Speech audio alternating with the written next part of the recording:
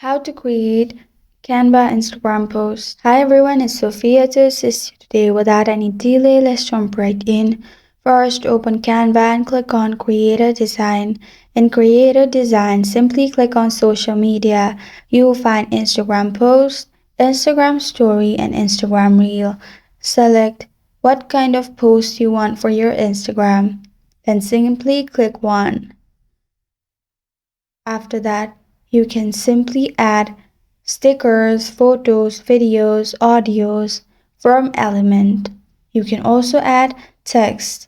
Click on add a text box and add anything you want. After that, you can save this picture and create Instagram posts.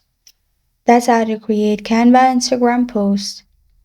Thank you for joining me today. If this video helps you out, please leave a like and subscribe for more. Got a question or want to suggest a topic? Comment below. I am Sophia signing off until next time.